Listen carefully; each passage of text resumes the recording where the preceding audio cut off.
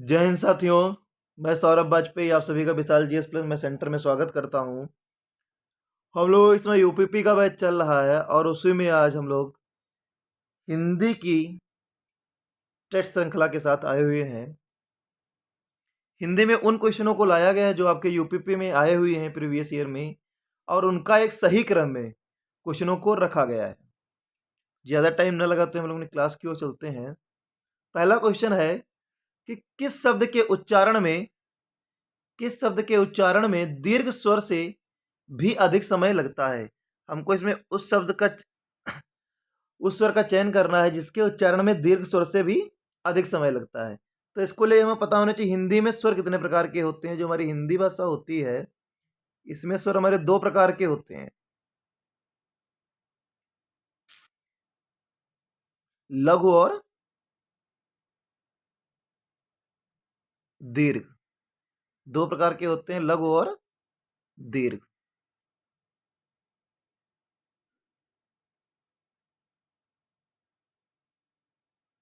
दीर्घ दो प्रकार के होते हैं, लघु और दीर्घ। लघु जो होते हैं इनमें एक मात्रा के बराबर उच्चारण का समय लगता है और दीर्घ में दो मात्राओं के उच्चारण के बराबर का समय लगता है। इसीलिए लघु स्वर को हम लोग एक मात्रिक स्वर भी कहते हैं और दीर्घ स्वर को दो मात्रिक स्वर कहते हैं। परंतु हम जब संस्कृत भाषा में जाएंगे तो हमारा एक तीसरा स्वर आ जाता है, प्लुत स्वर। प्लुत स्वर इसमें तीन मात्रा के बराबर का समय लगता है, त्रिमात्रिक स्वर भी बोलते हैं। या कहाँ पाया, संस्कृत में पाया जाता है। तो दीर्घ स्वर से भी ज्यादा उच्चारण किसमें लगा है, प्लुत स्वर में लगा है। प्लुत स्वर ने कितना लिया, तीन मात्रा का समय लिया हुआ, इसलिए ऑप्शन नंबर डी अपना इसमें राइट हो गया। अगला क्वेश्चन अपना है, हिंदी शब्द में आ शब्द आ ध्वनि का समावेश हुआ है। देखो आ शब्द है, जैसे आप लोग लिखते हो डॉक्टर, डॉक्टर, हॉस्पिटल।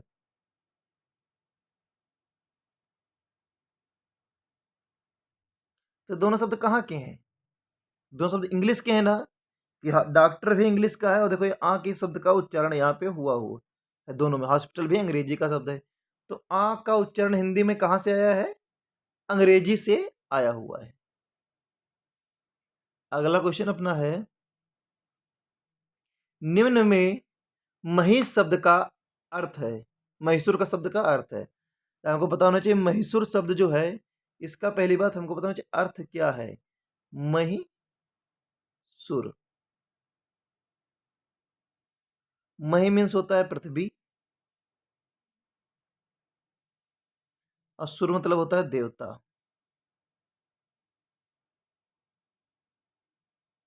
वो असुर मीन्स होता है राक्षस, सुर मीन्स क्या होता है, देवता। तो जो पृथ्वी का देवता होगा उसे ही हम महिषुर बोलते हैं। तो पृथ्वी का राक्षस पहला तो हो जाएगा गलत, कि हमने निकाला क्या पृथ्वी का जो देवता होगा। महिषासुर, ये भी गलत है कि राक्षस था, राक्षस तो राक्षस लिखा ही है। बचा क्या, ब्राह्मण, और ब्राह्मणों को पृथ्वी का देवता बोला भी जाता है। तो ऑप्शन नंबर अपना डी राइट हो जाएगा। क्या राइट हो जाएगा, ब्राह्मण। कैसे, क्योंकि मही का अर्थ होता है पृथ्वी और सुर का मतलब देवता। तो पृथ्वी का जो देवता होगा वही अपना इसमें सही होगा। पृथ्वी के देवता बोले जाते हैं ब्राह्मणों को, इसलिए ऑप्शन नंबर डी अपना राइट हो गया। अगला क्वेश्चन है, हिंदी की कौन सी बोली उत्तर प्रदेश और बिहार दोनों में बोली जाती है। तो हमको इसमें ऐसी बोली बतानी है दोनों में बोली जाती है। ब्रज भाषा देखो जो है ये आपकी बिहार में नहीं जाती। हरियाणवी उत्तर प्रदेश और बिहार दोनों में नहीं बोली जाती है। कन्नौजी भी बिहार में नहीं बोली जाएगी। भोजपुरी जो है वो अपने उत्तर प्रदेश और बिहार दोनों में बोली जाती है। तो उत्तर प्रदेश और दोनों बिहार दोनों में कौन सी बोली बोली जाती है, भोजपुरी। अगला क्वेश्चन है, अपादान कारक उत्तम पुरुष बहुवचन रूप होगा। तो हमको इसको थोड़ा समझ के करना होगा कि उत्तम पुरुष सर्वनाम कौन सा होगा। उत्तम पुरुष को सर्वनाम पहचानना है इसमें। तो देखो जो मैं है, मैं, ये उत्तम पुरुष सर्वनाम आपका है। और मैं का जैसे ही हम लोग अपादान निकालेंगे एक वचन में, मैं जो है एक वचन का है अपना, ये किसका है, एक वचन का है। मुझसे हो जाएगा इसका अपादान, हो जाएगा एक वचन में। मैं का जो बहुवचन हो जाएगा, ये एक वचन है, बहुवचन हो जाएगा इसका, बहुवचन हम हो जाएगा। और हम का अपादान क्या हो जाएगा, हमसे। अपादान क्या हो गया, हमसे। तो हमारा क्या हो गया, बहुवचन, बहुवचन, उत्तम पुरुष और अपादान कारक क्या आ गया,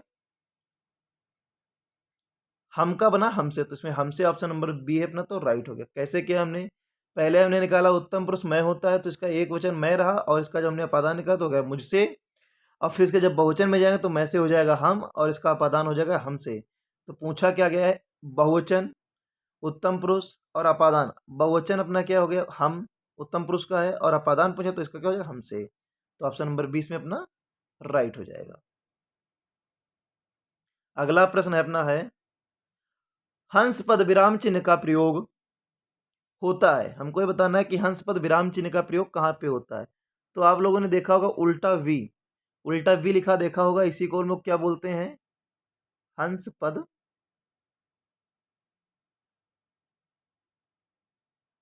विराम चिन्ह। हंस पद विराम चिन्ह, इसी को हम लोग बोलते हैं हंस पद विराम चिन्ह।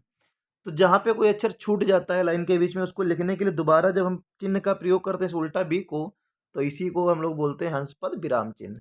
तो देखो कहाँ लिखा हुआ, पहला लिखा हुआ वाक्य को पूरा करने के लिए, इसलिए गलत हो गया, कहीं नहीं प्रयोग किया जाता है इसका। संकेत देने के लिए नहीं किया जाता है, अर्थ स्पष्ट करने के लिए नहीं किया जाता है, लिखने में छूटे हुए अक्षर का संकेत देने में होता है, जो छूटता है उसी का संकेत देने के लिए किया जाता है। ऑप्शन नंबर डी अपना इसमें राइट हो जाएगा इसका। अगला क्वेश्चन लिखिए, कह रहा है शुद्ध वर्तनी का चयन कीजिए। महत्वाकांक्षा, तो महत्वाकांक्षा नहीं होता है, महत्वाकांक्षा होता है, दो बार आदिता का प्रयोग होता है। महत्वाकांक्षा, देखो पहले में जो है दो बार आदिता का प्रयोग नहीं, इसलिए पहला गलत हो गया। दोबारा में माँ का बड़ा की पाई का प्रयोग कर दे, इसलिए भी गलत हो गया। तीसरे में है डबल ता भी है, और पूरा वाक्य सही लिखा हुआ है, इसलिए तीसरा अपना सही होगा। चौथा देख लीजिए, हाँ में बड़ा की पाई लगा दी, इसलिए गलत हो गया। अपना ऑप्शन क्या सही हो गया, सी इसमें। महत्वाकांक्षा की, महत्वाकांक्षा में आदिता दो बार प्रयोग होती है, और हर जगह आपका एक बार इसने प्रयोग किया है। 8 नंबर एक क्वेश्चन है, गलती से दोबारा लिख गया है यहाँ पे 7, ये अपना 8 नंबर है। और कह रहा शुद्ध शब्द का चयन कीजिए। देखो आपका प्रौद्योगिकी जो होता है वो प्रौद्योगिकी होता है, दो बार बड़ा ओ की मात्रा का प्रयोग होता है, इसमें छोटा ओ की मात्रा का प्रयोग इसने किया है।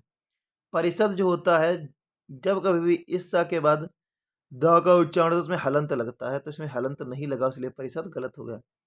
और जो 71 आपका लिखा हुआ एक हतत्तर होता है, आदिता का प्रयोग होता है, इसने आदिता का प्रयोग नहीं किया। सन्यासी एकदम सही है, अगर सन्यासी आपका ऐसे लिखा होता तो आपका गलत हो जाता है, क्योंकि सन्यासी में अंकी बिंदी भी लगती है और ना का प्रयोग भी किया जाता है अधीना।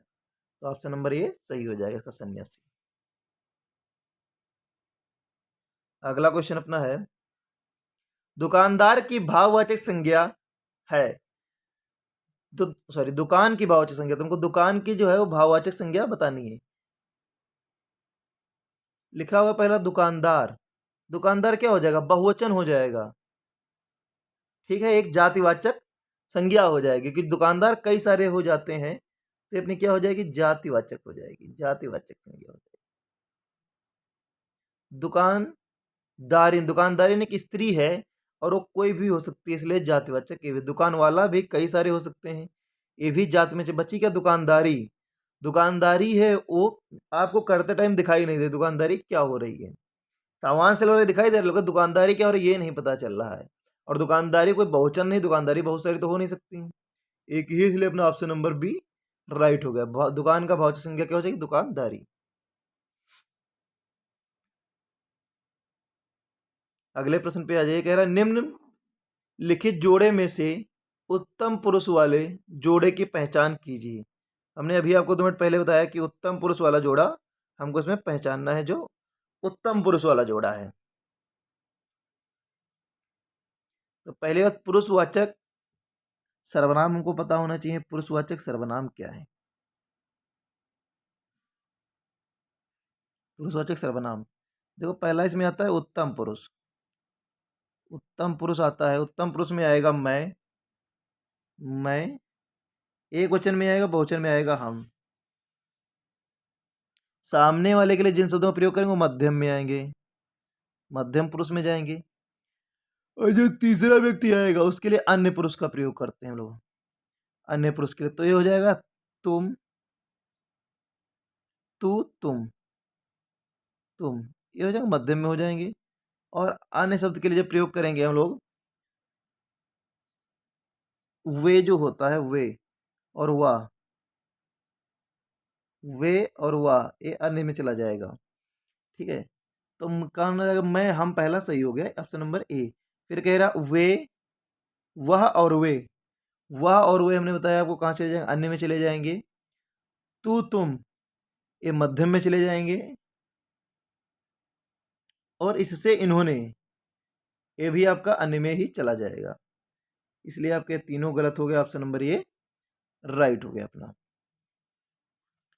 तो यहाँ तक हमारी 10 प्रश्नों की श्रृंखला थी जो हमारी समाप्त हुई है। अगर आपको वीडियो अच्छा लगा है तो इसको लाइक एवं शेयर करिएगा। इस समय हमारा यूपीपी का बैच चल रहा है, डेली आपके टेस्ट करवाए जाते हैं, उनका सोल्यूशन भी आपको प्रोवाइड करवाया जाता है। और आपका वीकली भी टेस्ट होता है जो आपका मिश्रित टेस्ट होता है। हर चैप्टर के क्वेश्चन उसमें होते हैं और हर सब्जेक्ट को लिया जाता है उसमें। अब बात करें अगर हमारी फैसिलिटीज़ की, तो आपको टेस्ट में दिक्कत ना हो ऑनलाइन टेस्ट में, इसलिए 5G वाईफाई की व्यवस्था करवाई गई है। और वाईफाई के साथ अगर आपका डाउट कोई फंस रहा है तो किसी भी टाइम आप अपने सब्जेक्ट टीचर से संपर्क कर सकते हैं। अगर चैप्टर से है डाउट तो तुरंत आप क्लास में ही क्लियर कर लीजिए, अगर चैप्टर से अदर भी है तो आप टीचर से कंफर्म कर सकते हो। कंफर्म करना चाहे तो आपका ऊपर नंबर लिखा हुआ है, इस नंबर पे आप कांटेक्ट कर सकते हैं। और अगर लखीमपुर से बिलोंग कर रहे हैं तो हमारा नीचे एड्रेस ये है, इस पर आप लोग विजिट करके एक बार ज़रूर देखिएगा। इसी आशा के साथ जय हिंद।